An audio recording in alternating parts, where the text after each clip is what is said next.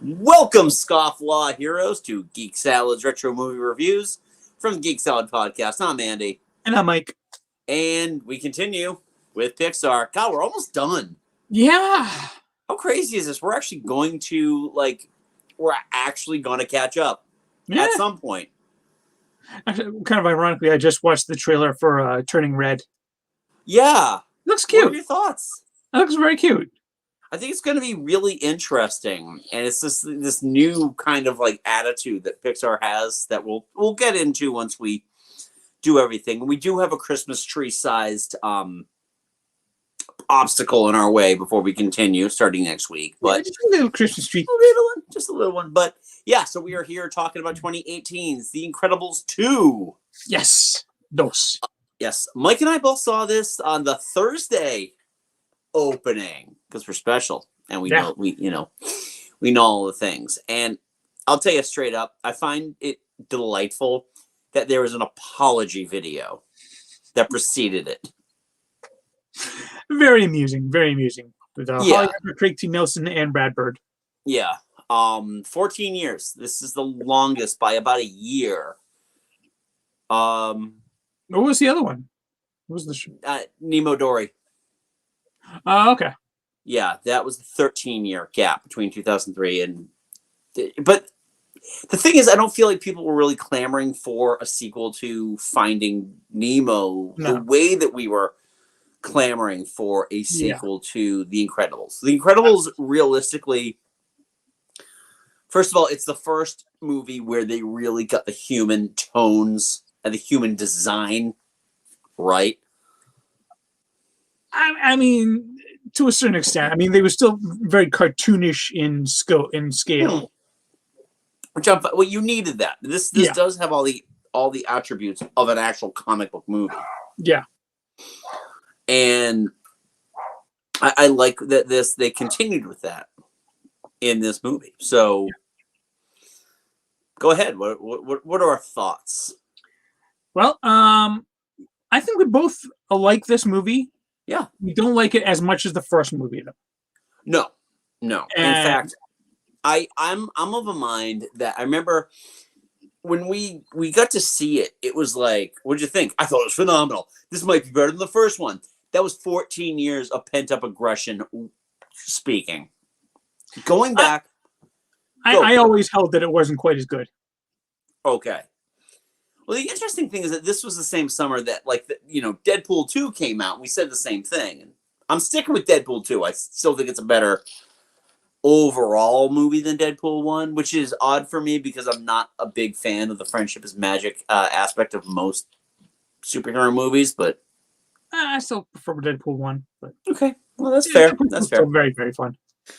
There are no wrong answers with this, but I think with The Incredibles, I feel it was just like there was a lot of just up until we were watching it, I was still convinced we were going to get catfished in some way into watching Cars 4. Which actually, you know what? Now I wouldn't mind as much. Oh, I don't know. They essentially have forgotten that Cruz Ramirez exists in those shorts that they announced. So. Well, yeah, but apparently in a couple of the shorts that they did actually make, she is in there. So. Okay. The popcorn shorts. Yeah, there was one I was just looking at before we came up here, but I'm not gonna look it up again. But they made like a couple of shorts, and one of them did have Cruise and Lightning. Okay. So, I mean, overall, I think this movie is fine. It's good. It's enjoyable. I think outside of, I feel like you always have to exclude Toy Story from the sequels conversation because, realistically speaking, 2 and 3 are such improvements on the original one. Yeah. Both in story and design that it's like you don't count them. Right. This is easily the best of the follow-up, either sequel or prequel of all of Pixar's stuff. Yeah, I can't disagree with that. Yeah, I feel like they handled it the best. They understood what they needed to do. What was great, it was just another further adventure with characters that we just know and love, and this one really kind of did more to expand the world of the Incredibles, whereas the first one was just more like, this is the family, this is Yeah. their dynamics, this is what their story. This was more about, okay, this is where the Incredibles exist within this world, Yeah. which was a fun way to take it. I think my biggest gripe, I would say, is that this did not have the emotional arc that the first one did. Okay. I can totally see that. Yeah, like the first one, you had it was Mr. Incredible's story, without a doubt, and it was basically his emotional arc from where he wants to get back into his hero, and then he by the end he learns like, no, it's the hero is good, but it's the family that's the most important. Right. This one didn't really have something like that. I mean, it was this one was mainly focused on Elastigirl, and the problem with that is that she was already fully formed, and she really was kind of a full character Right. from the beginning. I mean, she didn't really have anywhere that she needed to grow. Right. I feel like essentially her story arc was just an excuse to get Bob out of his element, having to raise the kids, having to take care of them because that's hilarious. Yeah. Um, I would say the only kind of emotional arc was maybe with Violet. I feel like Violet got a better story this time around. Yeah. Which I liked a lot. I feel like there's a lot in this. There's a lot going on in this movie, and they don't take the time to tell any of the story of it. Especially, they spend a lot of time on the character of Void. We know nothing about the character. She's literally just there to be a secondary superhero that's just going to give Helen the ability just to jump around where necessary in the climax. All those heroes, I feel like all the heroes that we were introduced to were just utility. They had there was no character involved. They could have been played by anybody. Yeah. And with Void, what was weird was her character design screamed that there's a story behind that. And it wasn't there. And I feel like they just they needed to tell the story. And considering this movie is just 2 minutes shy of 2 hours long, I think this runs the longest a Pixar movie has ever run.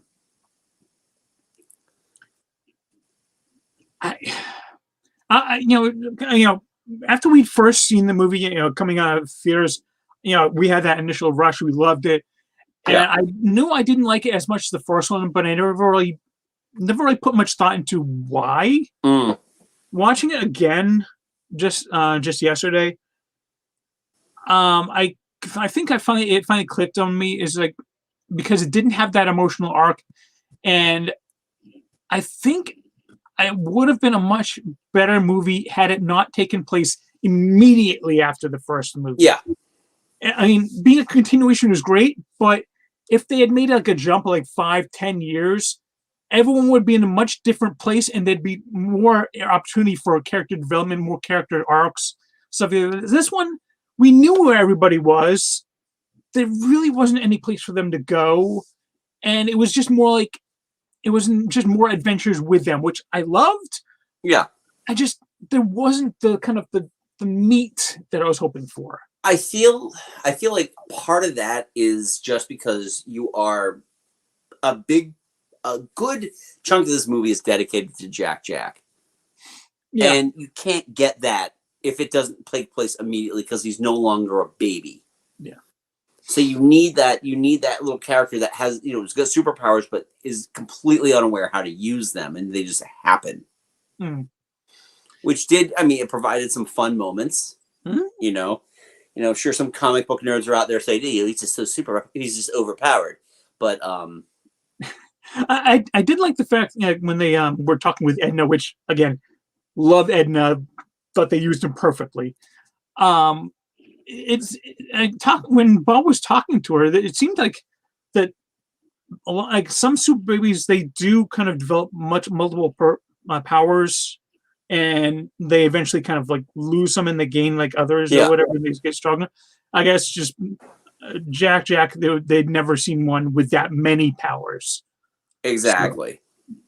but it would be really interesting to see where, what would happen when he grows up a little bit. Right. Right.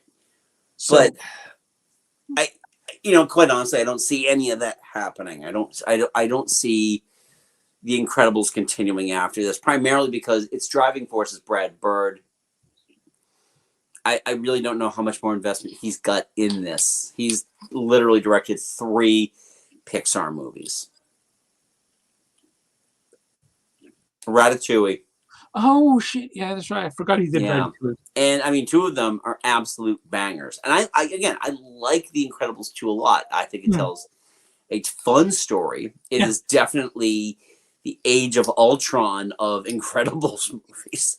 But That's the thing is like that's why I would love to see an Incredible story where they do that time jump, and we right, do have like almost a new world for them to play in.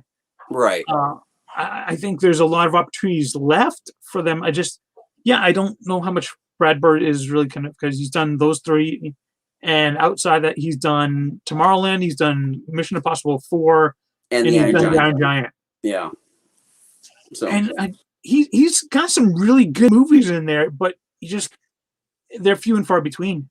no, exactly. And that's unfortunately that's the life of the animating director. Yeah. I kind of feel like if this story were to continue in any way, shape, or form, it's a Disney Plus series.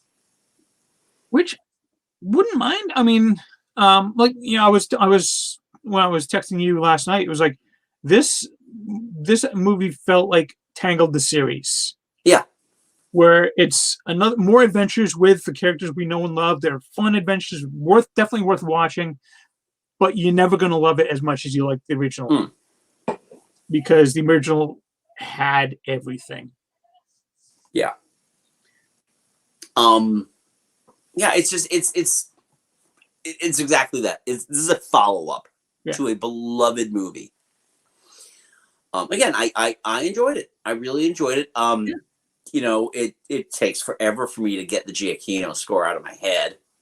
Da-da-da-da-da, da-da-da-da-da. I love that, and I think that might have been my first introduction of Michael Giacchino's work was The Incredibles. That was the first one that I distinctly remember him by. Yeah. I mean that score stands out. Oh, it does. It's Bondian in a lot of ways. It is probably my favorite Pixar soundtrack. I would agree with you. I think between that and Up, it might be my favorites. Yeah, Up is good. Also Giacchino. Yep.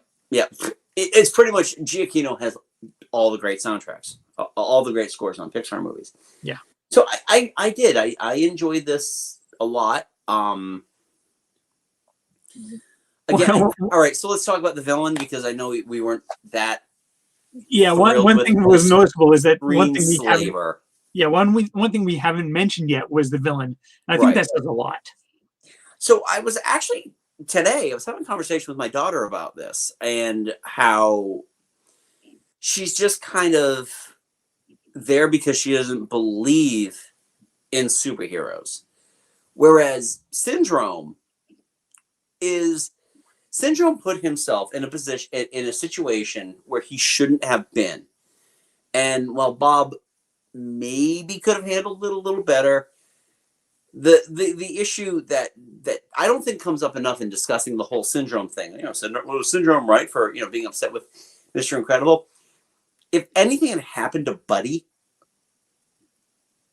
Bob wouldn't have been able to live with himself. No. So you've got this snot-nosed kid putting himself in harm's way and then blaming everybody else for the things that happen around it.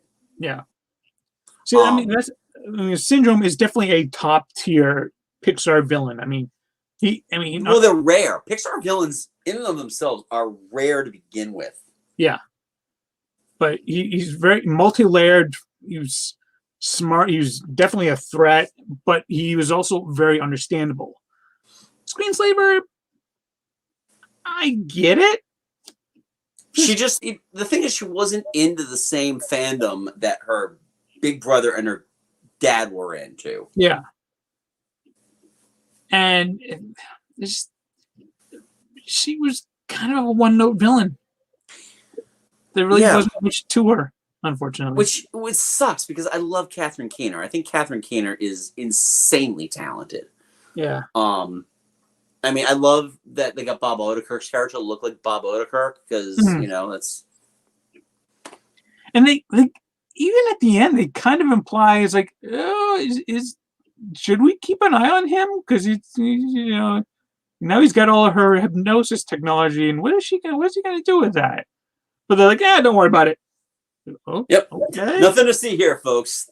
Heroes have been reinstated. Have a nice day. Yeah, after they just did a very threatening, villainous video, and then they just saved the boat. So hey, they must be heroes again. Well, here's the thing, though, is that all it takes is for Bob Odenkirk's character to just get up on camera and just say, "Oh no, they were all being hypnotized. We've done that. You need to trust me. I'm a rich white male." So. Oh. Okay, yep. It's, like the classic line in Mitchell. Well, you're a rich white man. I don't see a problem here. Well, no, you're rich and white. That was John Saxon. Yep. But, yeah, I had to throw an MST in there. It's Thanksgiving week. We got to get some MST going up in the house. And, again, Samuel L. Jackson is Frozone. Fantastic. Yeah, I love Frozone. I'll be honest with you. I kind of felt like I loved his involvement in the first movie because it was just like Edna sparing. Because when you're listening to Samuel L. Jackson, listen, it's not Frozone. It's not Luther. It's Samuel L. Jackson. Yep. I do like the callback. I love that now everybody's got super suit. They just call it the super suit. But you had that one thing. We finally have Honey. Honey has a first name now. The wife has a first name.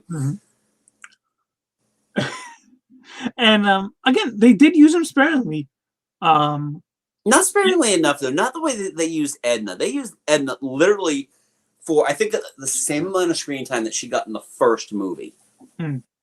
This one, they did give him a little bit more, like when he showed up to protect the kids. I thought that was a great scene. And the fact that he was holding his own against like 4 or 5. All the other villains. Yeah. Whose backstories mean nothing. All we know is that guy can crush things, but he doesn't like to uncrush things because that's silly. Oh, yeah, exactly. What if someone asked you to unpunch something? I did those like that line. That was a very funny line. But yeah, no, I felt like that you go through the trouble of introducing these characters, and they don't have substantial screen time, but obviously, again, going back to Void is she's the center of these new characters, and we really don't get much of anything. I'm assuming that there was story somewhere that just got left. Either left on the cutting room floor or just never produced. It's probably like in animatics somewhere. They kind of hinted at like a friendship or at least some kind of relationship between Void and Violet at the end.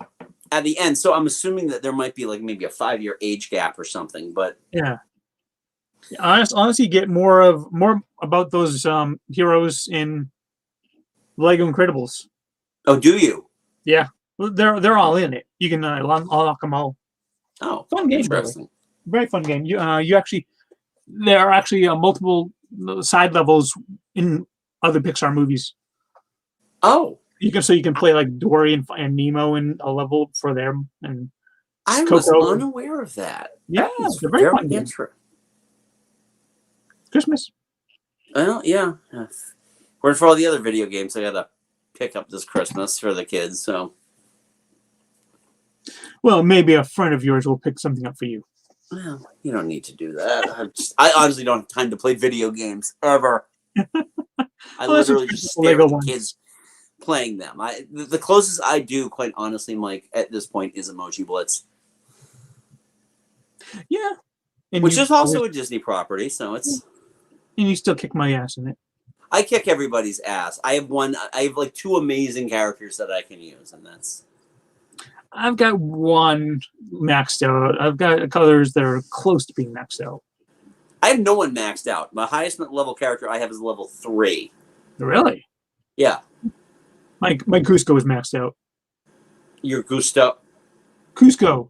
Cusco. Yeah, my Cusco is a level 3,000 point thing.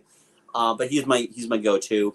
Him and Rainbow Mickey. But besides the point, we're talking about The Incredibles 2. I really enjoyed this. I was glad that we got to talk about this one because from here on out, we are going to be entering a land where we are going to be discussing on maybe an unnecessary sequel, and then the stuff that gets confusing whether or not it's a Disney or a Pixar film. Yeah. Well, actually, just today I had to remind a coworker that Raya and the Last Dragon was not Pixar. Right. Exactly. Kind of like reminding people that Luca is not Disney. Nope, Pixar. It is Pixar. And you know how you can tell? Because it came free with no premium access on Disney Plus. Same thing with Soul. Is rankling the ires of the animators at Pixar. I imagine so. But yeah, I can imagine that would be a big thing. But again, I really like this one. Not as much as the first. I feel the first, does have that, is more classic. It's got it. Honestly, I think it tells a better story. Yeah. And this one, there's really, quite honestly, there's no aim other than get the bad guy. Yeah, get the bad guy and bring superheroes back. Right. Well, not even that, because I feel like we just watched 2.5 movies of them not being legitimized. Where does it really matter? They can still, fight crime in the shadows if they need to. It was never anything that truly impacted them as characters. And now they're legal, so okay, whatever. But although I will say, Elastigirl was so badass on her Elasticycle, and it really broke my heart when it had to blow up. Yeah, well, that does happen. But it was kind of cool. I mean, it's a cool design. I like that they made it so she can just work both parts of it. Right, and that allows her to spread out and then boom, jump. Yep. Really cool with that. Yeah. And it's always great to hear Holly Hunter. She's got such a great voice. I love her voice. She's just got such that down-home voice, and I love they didn't really ask her to change it that much. Yeah. I also liked, and again, I may have commented about this on our years ago Incredibles review, but I do find it interesting they did give her more of a mature body type. Mm-hmm. She's got those hips. With the animation having improved in terms of textures and stuff like that. Yeah, oh yeah. No, she's got hips. She's got curves. Fine with that. You know what? And I know they got a new person to do Dash's voice. Yeah, I couldn't tell the difference. Yeah, Huckleberry Milner versus Spencer Fox in the first one. I didn't actually tell that. I couldn't tell the difference. No, I couldn't either. I mean, and there was a little bit of a difference with why can't I remember his name? Dicker. Dicker, yeah, and that's because the original actor died. Yeah, Jonathan Banks took over Banks did a great job filling that in. But there was a definitive difference because Jonathan Banks is a very distinctive voice. Yeah. So. And Sophia Bush was the voice of Void. Mm-hmm. And Phil LaMarr was the voice of pretty much everybody. Phil LaMarr does all the voices, which is weird because when he does voices for Marvel stuff, he sounds like Jack Black.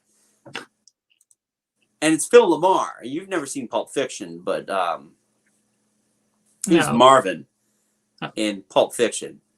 No, the only time I've seen... Oh my God, I think I just shot Marvin in the face, Marvin. So. Yeah, the only time I've seen Phil LaMarr live action was in Mad TV. Okay. Which I thought was fantastic, Mad TV. Yeah. Yeah, so overall, I really enjoyed this. Again, it was nice to go back and rewatch it. Yes, absolutely. It was funny because I've been watching this on the monitor in my office, and then yesterday I'm like, I got to finish this up, and I'm sitting there watching it. My son's watching it with me, And later, today he gets home from school and he turns it on and starts watching again. I'm like, you watching Incredibles 2 again? He's like, I was left unsatisfied by only watching the last 20 minutes of it. Okay, 8-year-old. So 8-year-old going on 35. He's definitely no questioning his parentage there. So so that was The Incredibles 2. So we want to know, what are your thoughts on this? Where's this rank in your list of Pixar movies? Leave a polite comment below. Don't forget to give us a big thumbs up. Subscribe to the channel if you haven't already. If you're just joining us, welcome. Mike and I host a little podcast also called Geek Salad, where you can get us wherever you get your podcast from. Last week we relaunched our TV shows that were very difficult for us to get rid of, to stop watching, to quit, to divorce, if you will. Even though we should have. And then we got our next upcoming episode. We are going to be ranking the top 6 best and the top 6 worst television Christmas specials of all time. And the Star Wars holiday special doesn't count because that's the Wookiee Life Day. You Philistines. Seriously. It was released in November. Yeah. So, we'll be sending out some markers on that. You can follow that. You can follow that drama on our Twitter feed, which is at Geek Salad Radio. And you can also follow us on Facebook, which we barely use on Facebook Podcast. My girlfriend uses it more than we do. Yeah, seriously. I think your girlfriend does use it more than we do. So anyway, next week we kick into Christmas season. And because you know what, December Mike 1st is like Wednesday. What's that? I think next Wednesday is December 1st. Yeah, it is. Wow.